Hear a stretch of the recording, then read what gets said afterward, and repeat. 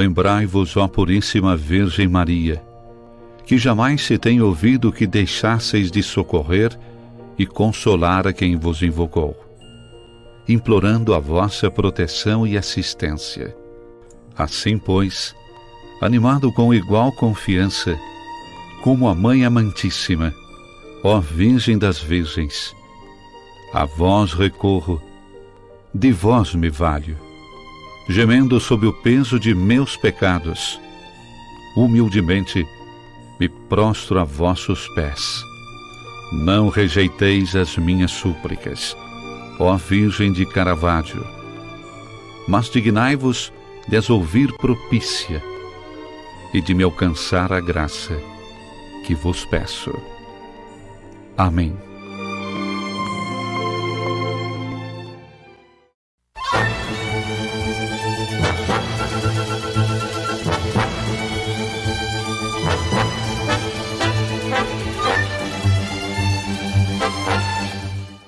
Na alegria do Espírito Santo, nós saudamos a você que nos acompanha no programa Razões da Fé deste domingo, aqui pela Rádio Miriam Caravaggio, 95.7 FM, neste primeiro horário, das 7 às 8 da manhã, ou também com a reprise das 10 às 11 da noite, além do Spotify da Rádio Miriam Caravaggio, sempre nos domingos, a partir das 9 horas da manhã, e no Facebook e YouTube da Diocese de Caxias, aos domingos, às 8h30 da noite, além da TV Serra, canal 526 da NET, sempre nas terças-feiras. Nós te convidamos a se inscrever no canal da Diocese de Caxias do Sul, no YouTube, basta procurar por Diocese de Caxias, se inscrever, ativar o sininho para receber as notificações, os vídeos, as mensagens do nosso bispo e o próprio programa Razões da Fé, que publicamos todas as semanas. E hoje o tema, estando também no clima do sínodo, hoje o tema, a economia de Francisco e Clara, que é algo que o Papa Francisco nos traz.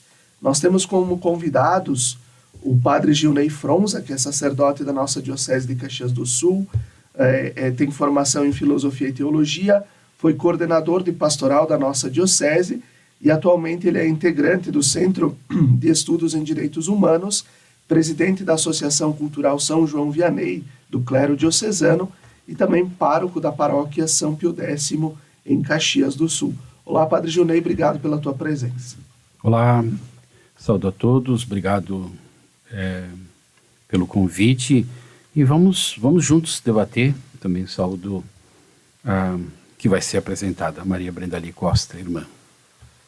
Então, temos também a irmã Maria Brendali Costa, mais conhecida como irmã Brenda, da congregação das Irmãs Pastorinhas, que fez a sua profissão religiosa em 1987. Ela tem atuação pastoral em diferentes realidades e desafios missionários, é advogada, mestre em teologia, especialista em aconselhamento pastoral.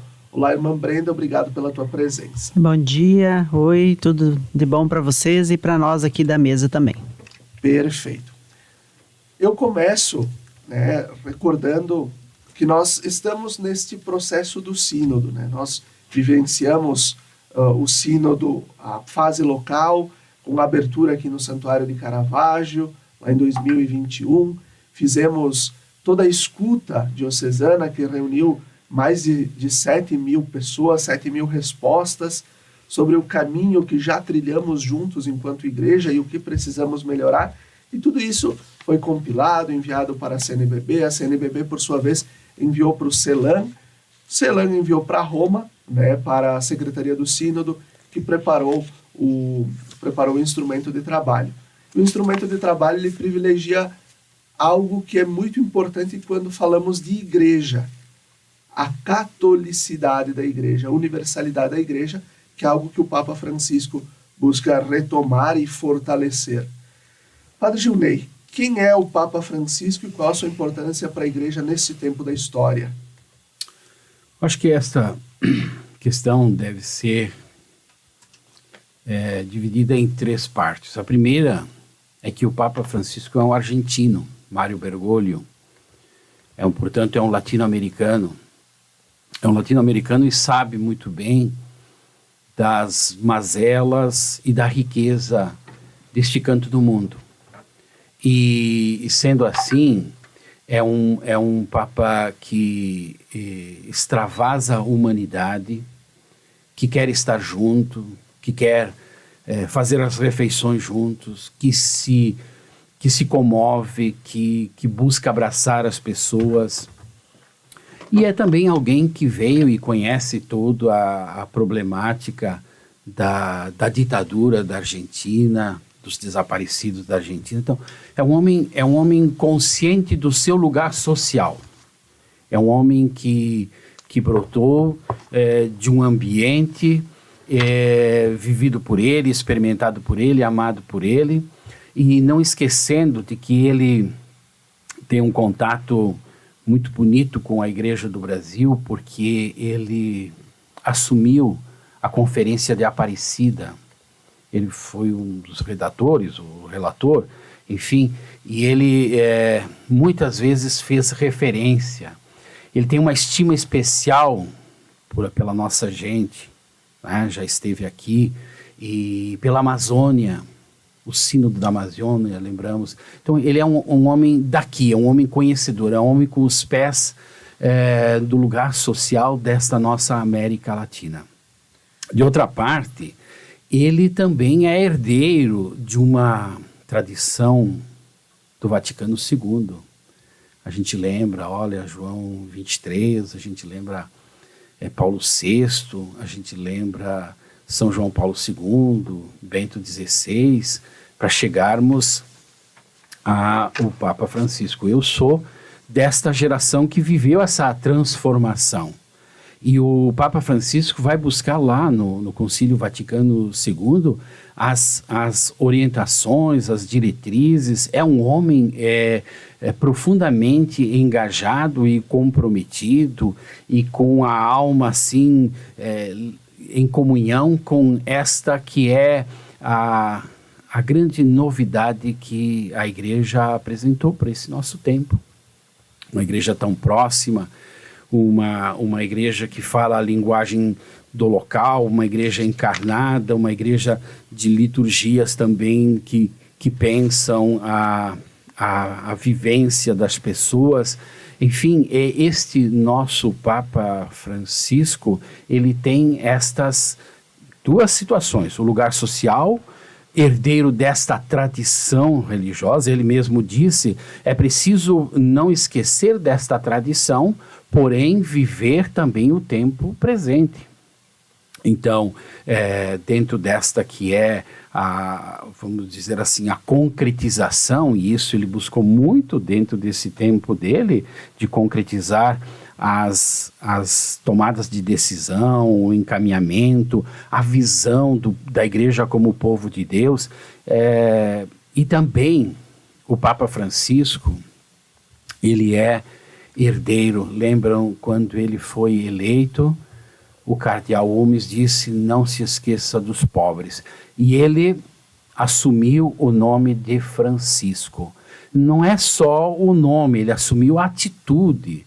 E, portanto, ele carrega consigo também esta dimensão de olhar a igreja a partir dos pobres, assim como Francisco de Assis.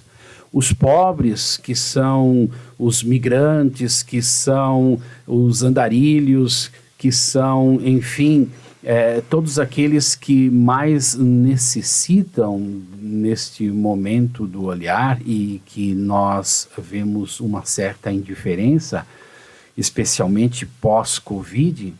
E também ele assumiu a dimensão da ecologia de Francisco. Basta ver a Laudato Si, a Laudato Deum, todas a encíclica e a exortação que nos falam da questão da ecologia. O pobre e o pobre que é a nossa ecologia, a nossa natureza. Assim como São Francisco nos alertava, nos chamava atenção, falava da ternura, encantado com toda a criação. Então o Papa Francisco, para mim, é esta pessoa, herdeiro de uma tradição, do magistério da Igreja, especialmente do Vaticano II, do lugar social aqui da nossa América Latina, e com a ternura, com o encanto, com a mística de São Francisco de Assis. Perfeito, Padre Journey. Acho que ele faz um recorte bem importante sobre a pessoa de Francisco e o lema dele, e o nome que ele escolhe, né? E aqui a pergunta para a irmã Brenda: por que o jeito de ser igreja que ele nos traz, né, esse recorte que o Padre Journey fez é bem importante para essa pergunta? Por que o jeito de ser igreja que Francisco traz se contrapõe ao pensamento de muitos? Eu vou me valer de uma reflexão do Vitor Codina, que é teólogo jesuíta, e ele diz que as críticas endereçadas ao Francisco, ao nosso Papa, têm duas dimensões: a dimensão teológica e uma dimensão sociopolítica. A primeira, que é a crítica teológica, é porque na convicção de que Francisco não seja um teólogo, porque vem justamente disso que já foi dito pelo Padre Journey, de que ele vem do sul do Brasil, do fim do mundo, como o próprio Papa diz. E essa falta de profissionalismo teológico, que é dita a Francisco, sempre em paralelo a Bento XVI e João Paulo II, que eram mais ortodoxos. Mas Francisco não aspira a cumprir essa tarefa de teólogo. Francisco é um pastor. E o que realmente incomoda os seus críticos é a sua teologia que deriva da vida real. E o Papa Francisco, ele conhece muito bem a realidade do mundo, a realidade do povo. Então ele fala da realidade da injustiça, da pobreza, da destruição da natureza e também do clericalismo eclesial. Então, obviamente, o problema não é que Francisco não seja um teólogo, mas o problema é que a sua teologia seja pastoral. Então, eu diria assim que essa é a primeira crítica. E o que incomoda, de fato, esses críticos ao Francisco, essa igreja, é quando ele diz: quem sou eu para julgar?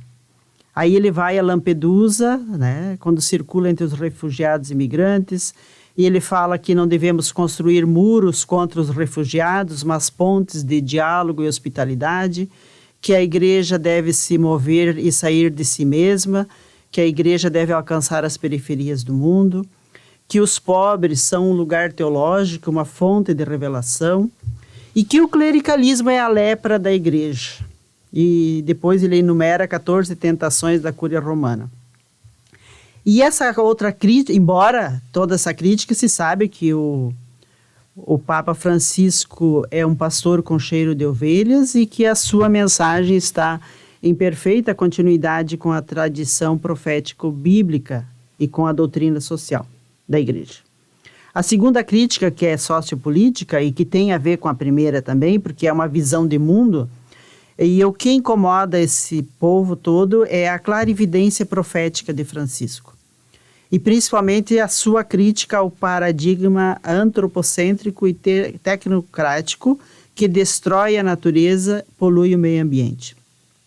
Quando Francisco diz não à economia que mata, uma economia sem rosto humano, quando ele diz não à globalização da indiferença, quando ele diz não à idolatria do dinheiro. Então eu diria assim que essa oposição, essa crítica é uma oposição ao Concílio Vaticano II e à reforma evangélica da igreja que foi tão desejada por João 23. Então essa reforma evangélica a gente acredita que ainda vai demorar. O Papa Francisco acredita que a igreja é discípula, né, de Jesus. E o Papa Francisco contempla sempre a igreja, como igreja ele contempla Jesus pobre, Jesus crucificado, mas Jesus crucificado no corpo de tantas pessoas, principalmente, né, a Mãe Terra, né, que é um corpo vivo, contempla esse Cristo crucificado nos refugiados, naqueles que são vítimas das catástrofes, e principalmente contempla o Cristo crucificado nessas realidades difíceis que nós vivemos hoje. Então essa crítica é o que é o modelo de igreja do Papa Francisco, o seu jeito de ver a partir de uma contemplação de Cristo crucificado e pobre. Agora, ele é um homem de gestos, né?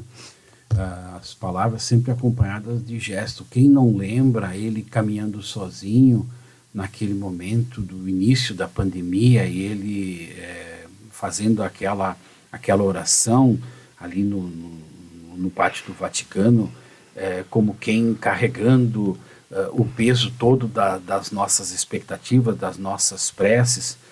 É uma imagem emblemática que fica para todos nós. Portanto, ele é um homem capaz de gestos, e de telefonar para pessoas que são simples, uma pessoa muito próxima, então, da dor, do sofrimento pessoal. E então isso tudo que a nós nos encanta, mas possivelmente foi bem citado aqui Lampedusa, todo o discurso dele agora, ele também se reunindo com as dioceses do Mediterrâneo, lembrando que o mar Mediterrâneo, o nostro mare, ele se tornou um cemitério de refugiados, de imigrantes. Então ele faz um apelo muito contundente ao mundo. Porém, este discurso, ele é um discurso que avança, é um discurso que apela para a humanidade e que, evidentemente, não está de acordo, talvez, com o desejo, o pensamento das nações, especialmente nesse nosso tempo, que fecham as suas fronteiras. Evidentemente que ele vai encontrar oposição, e assim como foi dito dentro da igreja também, porque este é um discurso muito próximo, com gestos, com palavras, com o toque humano, e que possivelmente isso não está dentro daquele paradigma que é o Santo Padre, uma pessoa assim, talvez mais ausente da realidade, com os seus discursos já preparados. Ele desce ao chão da vida, ele vem até uma igreja em saída, né, que vai ao encontro, que enxerga essas realidades, né? Esse é o grande desejo do Papa Francisco, uma igreja que não fica em si mesmada, em si mesma, mas que vai, que sai, que procura, principalmente aqueles que não estão na família. Ele lembra que é preferível ver uma igreja como um hospital de campanha, lembram disso, né? Uhum. Que ele disse, eu quero a igreja que acolha todos. Na homilia da missa de abertura do Sínodo 2021-2024, na madrugada aqui no Brasil do dia 4 de outubro, Francisco se refere assim, que a nossa mãe igreja precisa de purificação. O Sínodo serve para nos recordar isto. A nossa mãe igreja sempre precisa de purificação, de ser reparada, porque todos nós somos um povo de pecadores perdoados, sempre necessitados de regressar à fonte que é Jesus e de nos colocarmos novamente nos caminhos do Espírito para chegar a todos com o seu Evangelho. Francisco de Assis, num tempo de grandes lutas e divisões entre o poder temporal e o religioso, entre uma igreja institucional e as correntes heréticas, entre cristãos e outros fiéis, não criticou nem atacou ninguém, mas limitou-se a pegar nas armas do Evangelho, ou seja, a humildade e a unidade, a oração e a caridade. Façamos assim também nós. No final da homilia, o Papa Francisco também recordou mais uma vez que o Sínodo não é uma reunião política, mas uma convocação no Espírito. Não é um parlamento polarizado, mas um lugar de graça e comunhão. E convidou a todos a se abrirem e invocarem o protagonista do Sínodo, o Espírito Santo, e com ele caminhar com confiança e alegria. Eu acho que essa parte da homilia de Francisco na abertura do Sínodo nos deixa um grande legado, né, Padre Gilney? O Dom Helder Pessoa Câmara, de quem a gente tem um encanto também pela sua pessoa como um pastor, ele dizia, a igreja, para ser sempre a mesma, ela precisa mudar sempre. Para ser a igreja de hoje, ela precisa estar sempre em mudança, porque ela é, assim como a vida ela é dinâmica, assim como a fé é dinâmica, assim como o sopro do Espírito Santo é dinâmico. Então a igreja tem que mudar.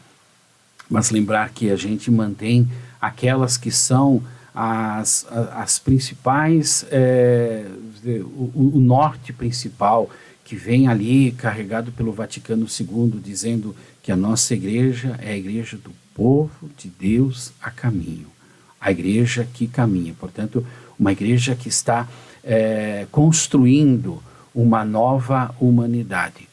Graça é começar bem, graça maior é continuar, mas graça das graças é nunca desistir.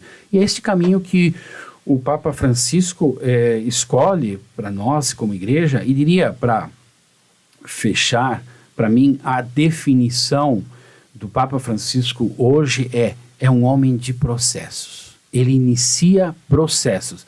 Ele agora iniciou o processo com relação à educação, ele iniciou o processo com relação à economia de Francisco, ele inicia o processo da reforma da Cúria, ele inicia processos.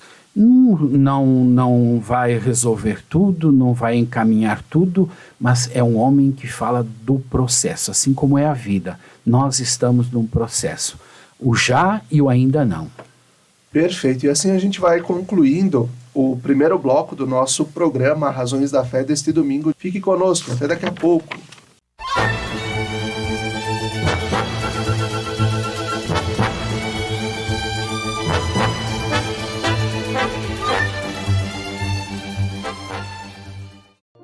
Lembrai-vos, ó Puríssima Virgem Maria, que jamais se tem ouvido que deixasseis de socorrer e consolar a quem vos invocou, implorando a vossa proteção e assistência.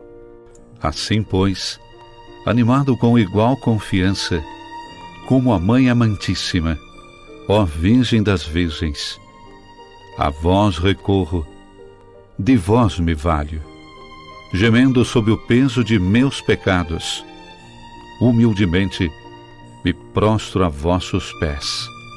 Não rejeiteis as minhas súplicas, ó Virgem de Caravaggio, mas dignai-vos de as ouvir propícia e de me alcançar a graça que vos peço.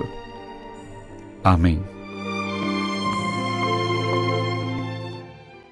Almoce na família Gasperim Pizzaria e Restaurante e desfrute de um delicioso e saboroso cardápio. São dezenas de pratos quentes, saladas e ainda sobremesas. Tudo preparado com o verdadeiro sabor que vem de berço. A partir das 11h15, você é nosso convidado especial. Na hora do almoço, escolha um lugar especial e com um verdadeiro show de buffet. De segunda a sábado, você irá se surpreender com a nossa variedade de pratos. Família Gasperim Pizzaria e Restaurante, preparando e servindo um buffet de qualidade com o verdadeiro sabor que vem de berço.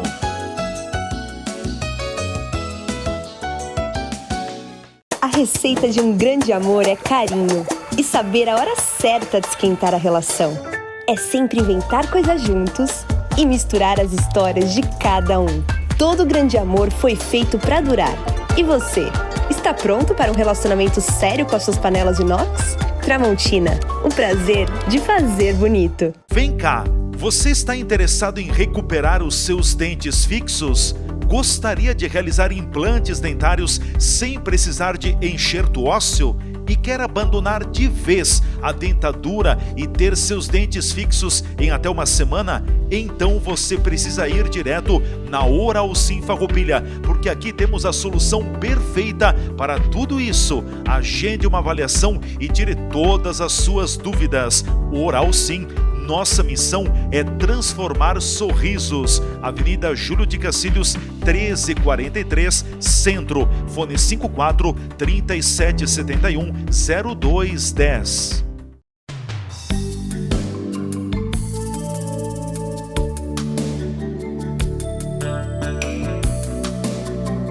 A Toque de Classe transforma o seu ambiente, sua residência, local de trabalho ou mesmo outro espaço.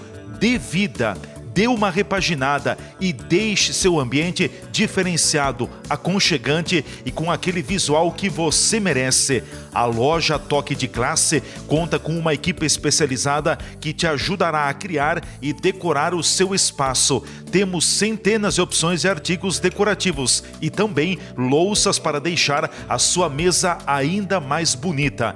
Venha até a nossa loja e escolha os itens que você deseja. Toque de Classe, porque um toque muda tudo. Rua Coronel Pena de Moraes, 228, Sala 10, Centro de Farroupilha, em frente à agência do Banco do Brasil. Fone 54-3268-1466.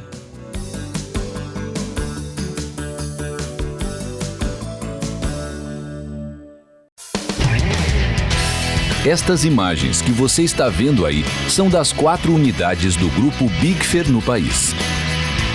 Nossas fábricas têm mais de 100 mil metros quadrados de área construída e estão instaladas em Farroupilha, no Rio Grande do Sul, em Curitiba, no Paraná e em Votuporanga, em São Paulo. Somos o maior fabricante de acessórios para móveis da América Latina. Produzimos mais de 10 mil itens que atendem aos mercados moveleiro, metal mecânico, linha branca, metais sanitários e supermercadista no Brasil e no exterior. Temos frota própria, o que agiliza a entrega dos produtos de nosso catálogo para clientes de todo o território nacional. Estamos andando no caminho certo.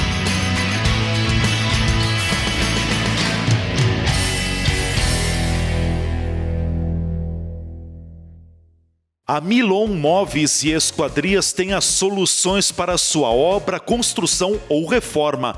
Móveis planejados para sua casa ou ambiente de trabalho, a Milon faz. Aberturas de madeira e alumínio, a Milon também faz. Uma equipe de profissionais preparada para apresentar o melhor projeto e a melhor solução para a sua necessidade.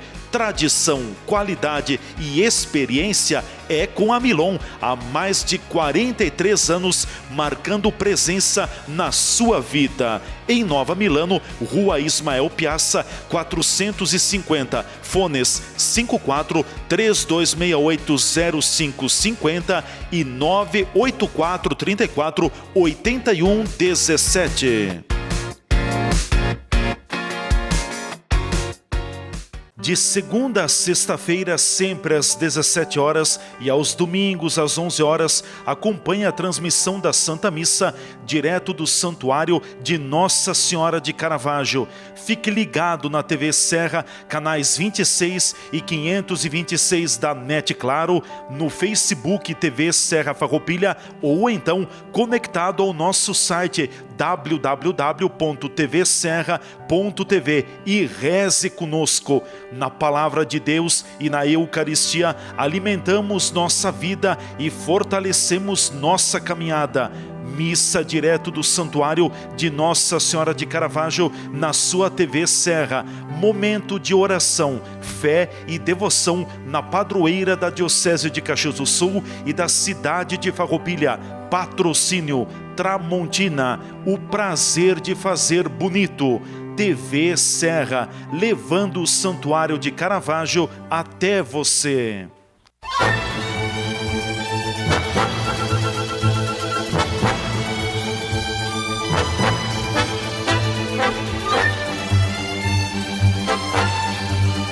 Estamos de volta com o segundo bloco do nosso programa Razões da Fé deste domingo. Obrigado a você pela sua audiência e pela sua companhia.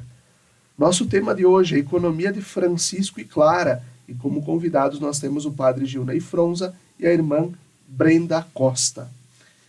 Irmã, o que é a economia de Francisco e Clara e quais são os seus objetivos claros?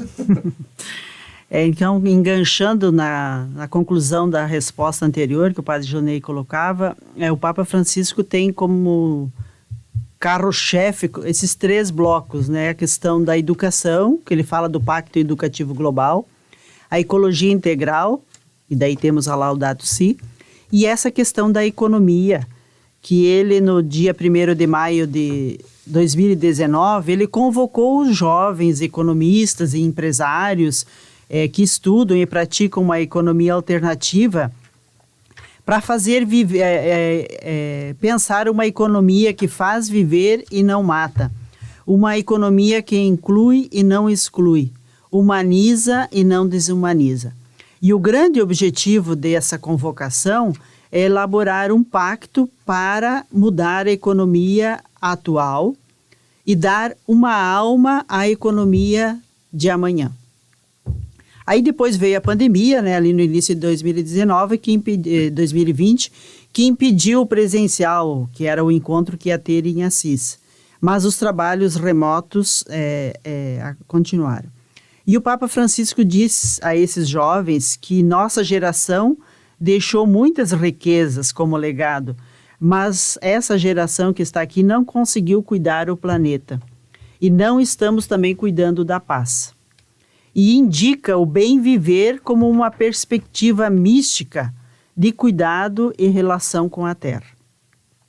E ele diz também, a terra está queimando hoje e é hoje que temos que mudar em todos os níveis. E não basta uma maquiagem, é preciso questionar o modelo de desenvolvimento.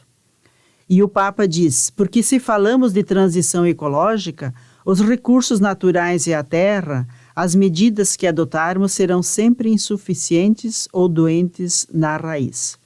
Então o Papa Francisco faz essa convocação que é para mudar a economia, mas interligada com a questão ambiental e também com a questão educativa, porque é uma questão social, né?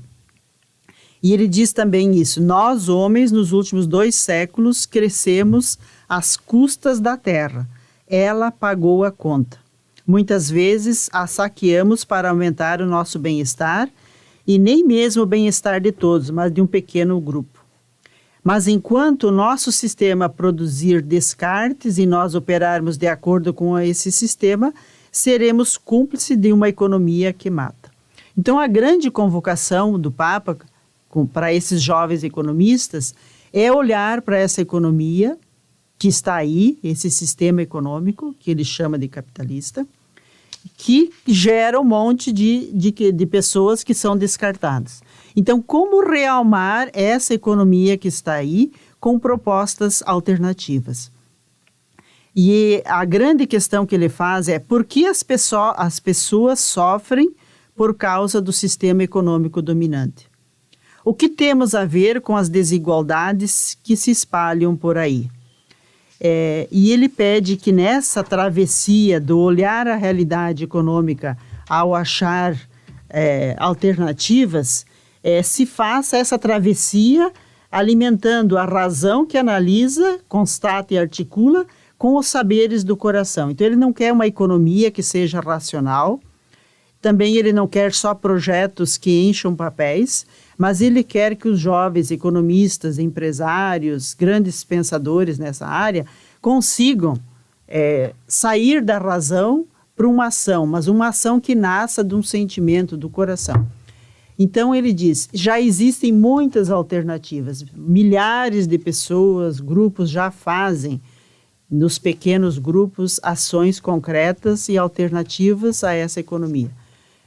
Temos o desemprego que cada vez aumenta mais, temos a desigualdade que cada vez aumenta mais, mas temos empresários, temos economistas que podem ajudar a pensar alternativas para essa realidade. E é isso que ele faz, por isso que ele faz essa convocação. Que esses pensadores ajudem a refletir como encontrar saídas que, de fato, ajudem a incluir essas pessoas que estão fora desse processo, que são, de fato, descartados, né? Que são descartados. Então, o grande objetivo desse pacto é criar alternativas de solidariedade. Então, solidariedade é a primeira questão, né? Principalmente tendo como exemplo Clara e Francisco, que vieram de famílias abastadas, mas conseguiram propor lá nos conventos que eles viviam e na realidade que eles viviam, propostas econômicas humanizadas e realmadas, né? Então, ele propõe também a busca da coerência entre a espiritualidade e a luta pela paz com justiça. que essa economia também gere paz, porque não só desigualdades podem ser geradas por uma economia. Porque quando a economia é competitiva, ela gera guerra.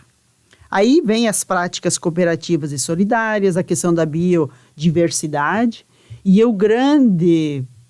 a grande questão que é o cerne disso é que todos estamos interligados, todos estamos interconectados, nós dependemos uns dos outros. Aquilo que acontece no local atinge o global, aquilo que acontece no global atinge o local. E nós somos uma grande família humana, e se somos uma grande família humana, somos irmãos, e se somos irmãos, filhos do mesmo pai, nós temos que nos preocupar com todos, principalmente aqueles que estão à margem, que estão descartados. Então, essa economia de Francisco veio, de fato, para, primeiro, conhecer o que já existe, né? E depois propor valores da paz, da compaixão, da empatia, da não violência, que são valores do cristianismo, né? E ele fala também da política da amizade, que é a matriz da paz, né? E encontrar modos de fazer a economia coerente com essas virtudes, declara em Francisco. Francisco, que foi convocado a cuidar da casa, né, quando ele era jovem, cuidar da casa, hoje também nós somos convocados a olhar para a nossa irmã terra e dizer, temos que cuidar sim, porque talvez não tenhamos outras gerações futuramente, mas precisamos que todos possam comer, que todos possam ter um trabalho, que todos possam ter direito a uma vida em comunidade. O Papa Francisco ressalta que essa proposta da economia de Francisco deve ser enraizada na comunidade, uma economia do suficiente em termos materiais, rejeitando a ideologia do crescimento econômico ilimitado. E quando ele fala em realmar a economia, que é o grande desejo desse pacto, então essa percepção do sagrado, da amorização nas relações. Como que se dá a relação de produção, como que se dá as relações de trabalho, são relações de fato de participação, de entreajuda, de ter o suficiente para todos, ou são relação de dominação? É para iniciar processos, valorizando o que existe e começando aquilo que não existe. Perfeito. Eu acho que o que a irmã também traz, né, de uma economia de paz, né, da questão da paz, nos leva a outra pergunta, sendo um tema, né, da doutrina social da Igreja, a própria paz, a construção da paz. Padre Gilney, qual a relação desta economia de Francisco e Clara com a doutrina social da Igreja? Bom, a doutrina social da Igreja, eu prefiro mais ensino social da Igreja, porque a Igreja, e o Papa Francisco está mostrando isso, porque ele acabou de abrir uma questão antes não tocada, que é a questão da ecologia. O Papa Francisco, ele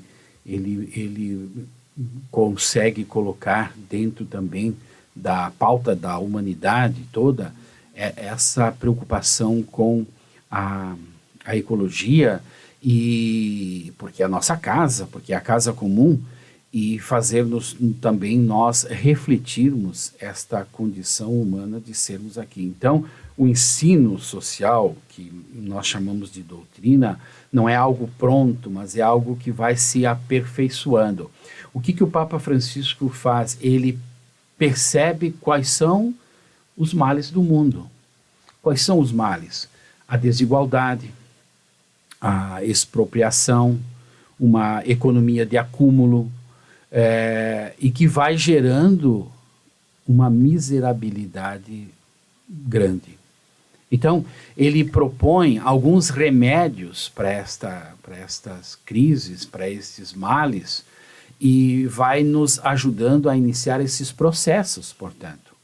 E acho que isso é bem importante, porque ele vem desta que é também a condição de a Igreja voltada para as questões sociais, A fé é ligada à vida. A fé impactando com aquilo que está machucando, aquilo que está doendo, aquilo que está promovendo a morte. E ele diz, a economia mata, esta economia mata. E aí ele vai buscando esses que são os remédios que estão no ensino social da igreja. A subsidiariedade, a solidariedade, o pobre como o centro das atenções. Não é possível e nada pode persistir se nós não olharmos aquilo que está doente. Ele diz, nós temos uma sociedade doente e por isso, então, precisamos agir como cristãos. E ele vai chamar a atenção para algo que é também bem importante, que nós precisamos dar alma a isso, nós precisamos dar esta característica cristã, nós precisamos envolver isso de compaixão, nós precisamos envolver isso de amor. Por isso não é um mero discurso ideológico, político, ele é realmente um testemunho cristão neste mundo. E a centralidade da pessoa, e não mais o capital, e ele vai dizendo, olha, nós não vamos resolver tudo, nós não vamos fazer algo totalmente diferente neste momento, mas é importante nós iniciarmos. E exatamente a economia de Francisco, ele chama os jovens para isso, ele chama os jovens para dizer, vocês podem fazer a diferença.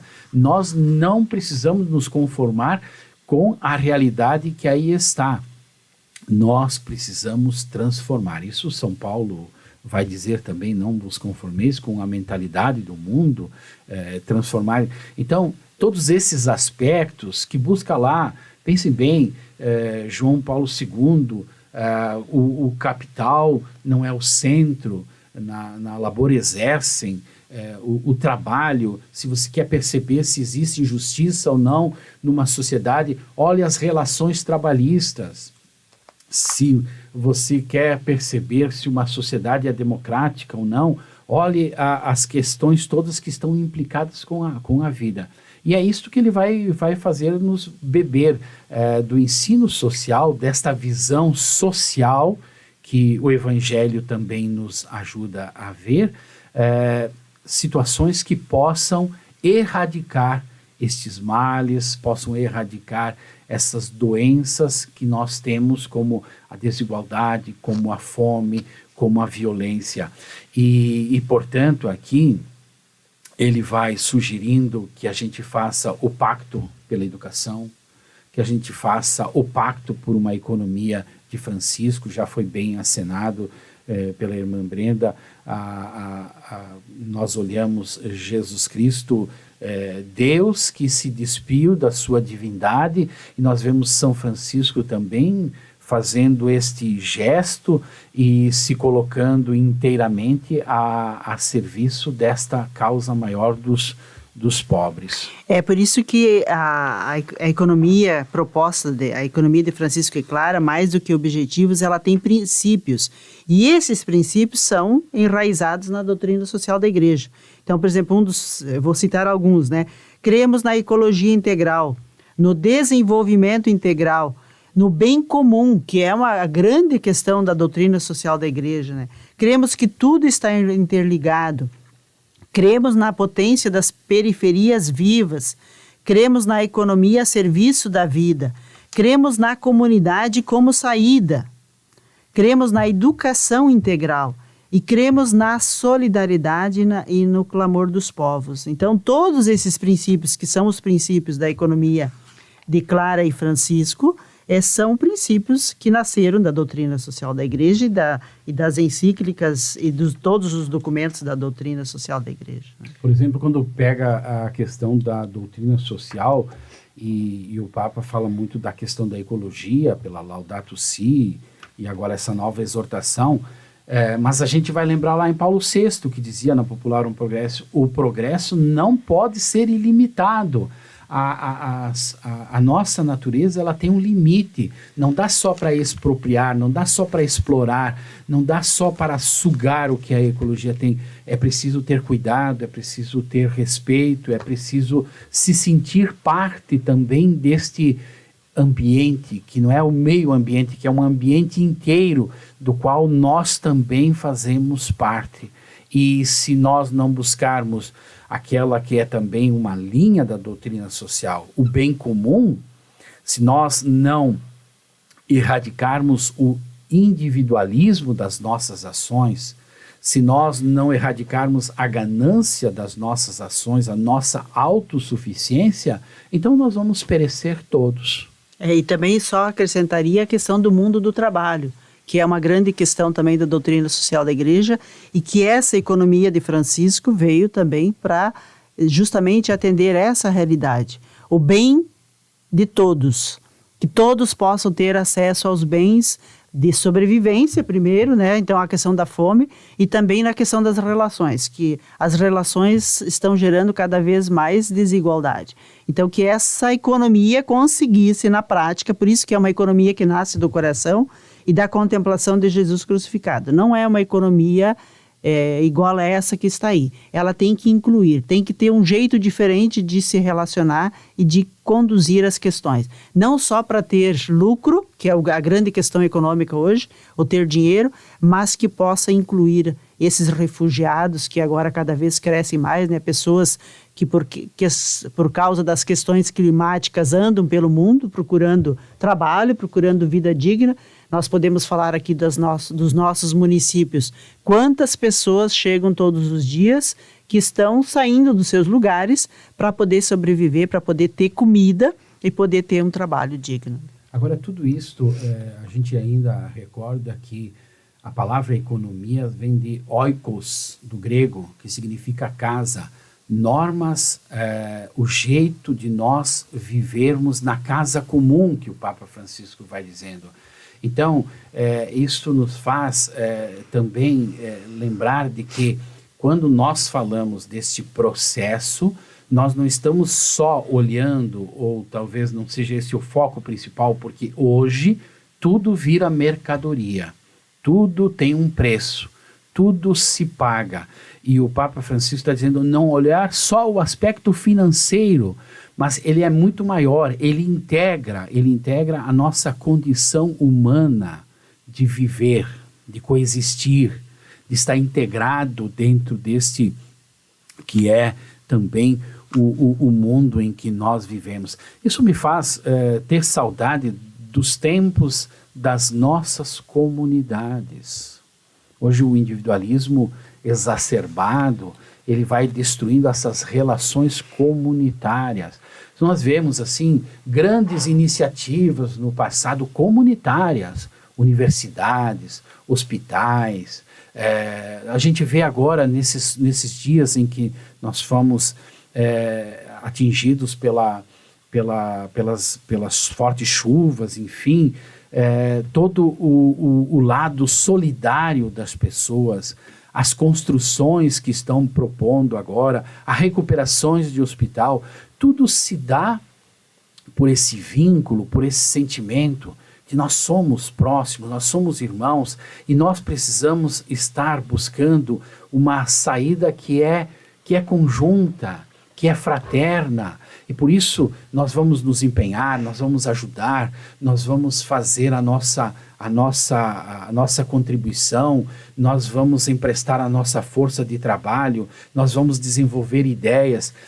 Tudo isso, quando se fala em economia de Francisco, para mim me lembra desse senso comunitário que existiu e que ainda persiste, é verdade, mas que bem menos hoje.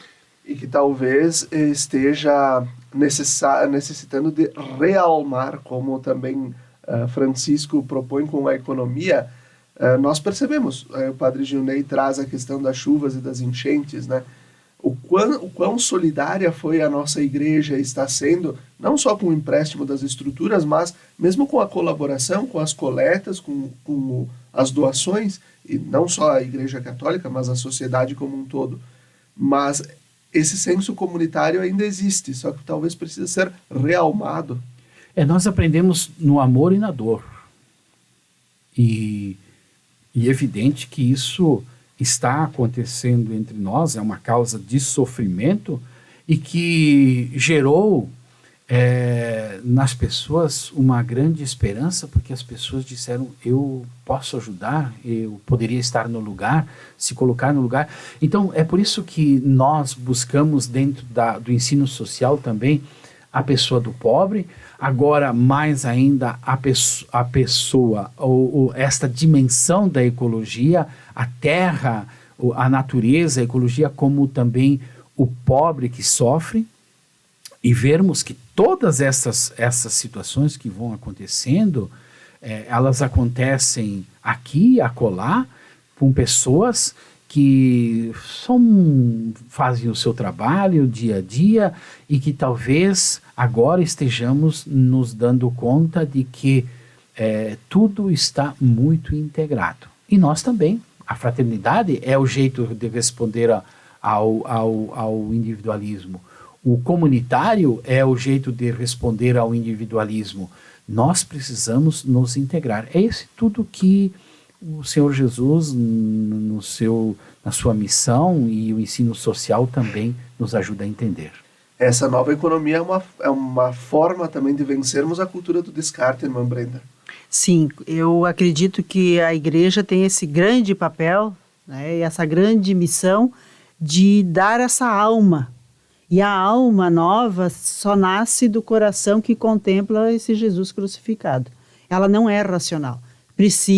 Precisamos, como igreja, reconhecer que precisamos da ajuda técnica de pessoas que entendem, de economistas, empresários, gente que entende do mundo das finanças, mas que esse papel que a igreja tem, ou não é mais do que papel, essa missão de dar um sentido a essa economia, que cria relações novas. Então, por isso que a igreja tem a grande função na formação.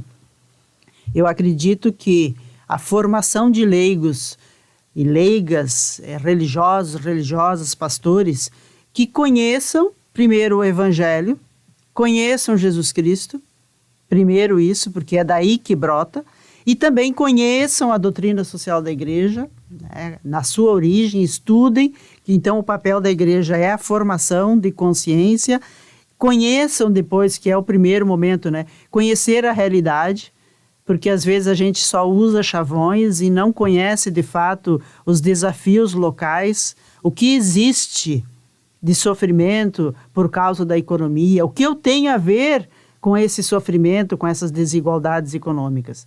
E a partir desse encontro com Jesus, que aí é a questão da espiritualidade, que também a igreja deve ser perita, esse encontro com Jesus deve me fazer sair, fazer alguma coisa. Eu não preciso fazer tudo, mas dentro da minha competência profissional, da minha competência como ser humano, eu posso ajudar. É aquilo que foi dito agora com a enchente, tantas pessoas foram ajudar, como eletricistas, como construtores, como engenheiros, como arquitetos. São pessoas que são técnicas, que entendem disso. E a igreja, ela pode articular essas forças, articular essas pessoas e principalmente testemunhar as relações, né? Que é talvez o mais difícil, né? E concretizar no apoio, né, daquilo que já existe. Então temos grupos que já existem fora da igreja. Então como conhecer essa realidade já de experiências de bem comum, de novas relações e ser esse sinal, né, de propor, de dar abertura, de formar, né, a proposta, de conhecer essa proposta também de Francisco, que é dentro da doutrina social da igreja. Eu acredito que como discípulos de Jesus, o grande sonho de Francisco é isso, que a gente se sinta criatura que pode ajudar a cuidar dessa casa. E aqui talvez entra um ponto que é um pouco polêmico, né? Muitas vezes, quando a gente vai falar deste novo jeito de pensar a economia, de pensar as relações, tem muita gente que taxa a igreja, taxa o Papa, e quem busca, né, trazer isso para a vida eclesial e social de comunista, marxista, socialista, Padre Gilney, não tem nada disso. É seguir o Evangelho pura e simplesmente. As coisas estão misturadas. Elas provêm de interesses diferentes. Não existe algo assim totalmente puro. As coisas elas estão entrelaçadas. Então, todo ponto de vista é a vista de um ponto. Do lugar de onde eu me coloco, eu posso enxergar o bem que se faz, ou eu posso ali perceber que as coisas não deveriam ser assim. Se existe boa vontade, nós enxergamos coisas boas. Se não existe boa vontade, nós só enxergamos coisas ruins. Se você quer ajudar alguém, a primeira coisa que você faz é talvez enxergar os defeitos dessa pessoa e não olhar realmente a causa que esta pessoa ajuda a gente a entender melhor.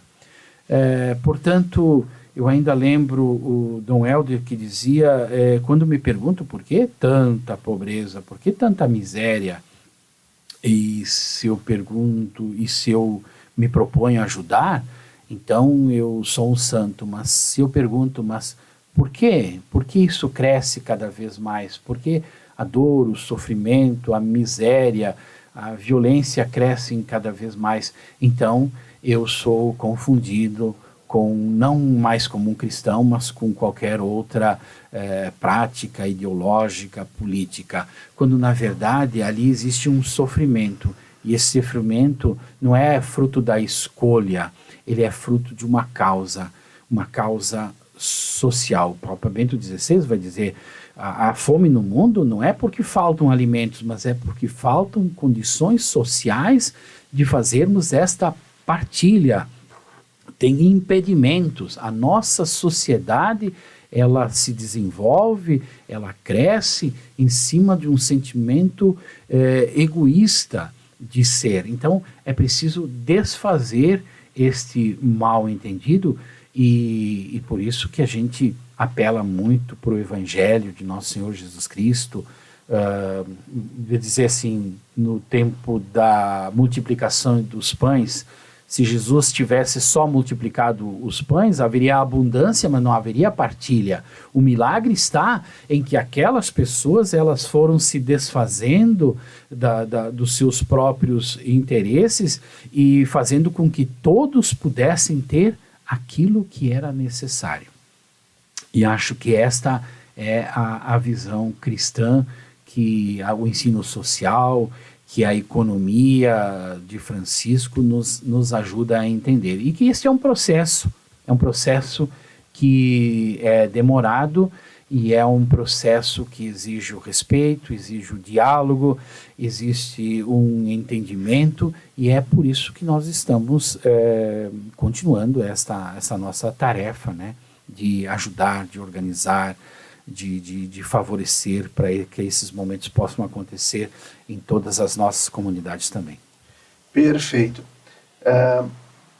Eu aqui volto de novo à pauta do sínodo, trazendo uma imagem que a mim, né, diretamente me tocou muito na vigília ecumênica que antes da abertura do sínodo, no sábado, no dia 30 de setembro, quando o Papa Francisco e os líderes de diversas denominações cristãs estavam todos juntos, perfilados, reunidos um do lado do outro. Francisco e a igreja, eles se tornam um ponto de unidade. Nenhuma outra igreja propôs algo tão grande, tão importante como está sendo nesse processo do sínodo. De que ponto e de que forma a igreja também pode nos ajudar nesse processo de despolarização que nós vivemos na sociedade, e não só no Brasil, mas como um todo, e de conversão? A conversão é mudança de mentalidade. Não é só trocar o rito, não é só trocar, e ainda que isso ajude, a mudança de mentalidade, que significa, portanto, começarmos a pensar o pacto da educação, o pacto pela economia de Francisco, ajuda-nos a pensar a partir também daqueles que mais sofrem, construir um mundo onde não haja só a expropriação, mas que haja a solidariedade, que não haja só a competição e a rivalidade, mas que haja esse senso comunitário de ser. Então, eu penso que é isso que vai fazendo com que nós também possamos mudar esta nossa perspectiva de vida, alimentados por esse ensinamento. O Papa é dos líderes o mais lúcido que nós temos hoje à frente de toda essa humanidade, que nos aponta aquelas causas que são humanitárias, que são planetárias, para que nós possamos enxergar. Pensa quando ele diz: nós temos uma terceira guerra mundial aos pedaços, que está acontecendo diante dos nossos olhos, e não se vê nenhuma autoridade maior buscando também fazer com que esta paz possa acontecer.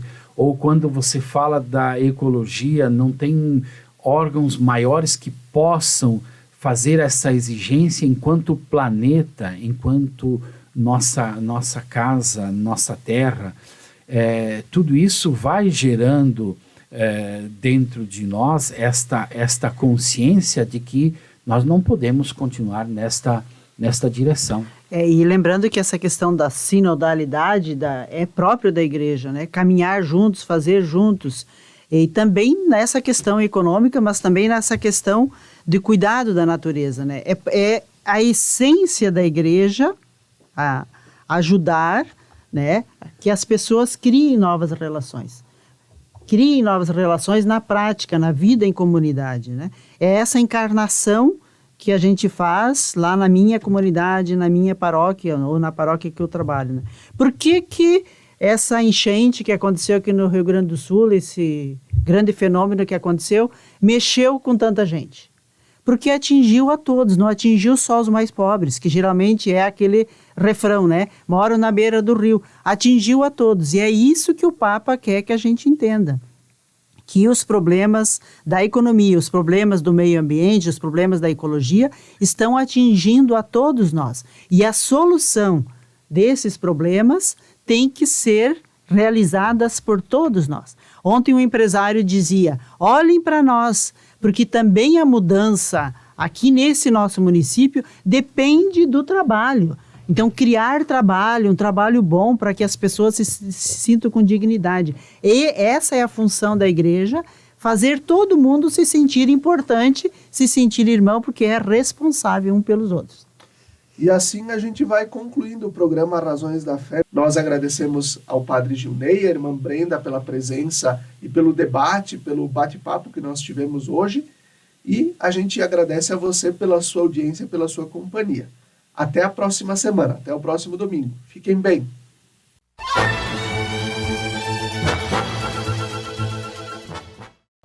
Lembrai-vos, ó Puríssima Virgem Maria, que jamais se tem ouvido que deixasseis de socorrer e consolar a quem vos invocou, implorando a vossa proteção e assistência.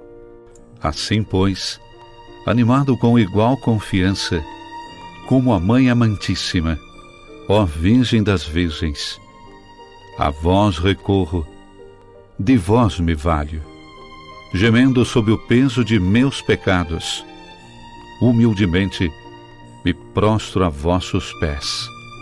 Não rejeiteis as minhas súplicas, ó Virgem de Caravaggio, mas dignai-vos de as ouvir propícia e de me alcançar a graça que vos peço. Amém.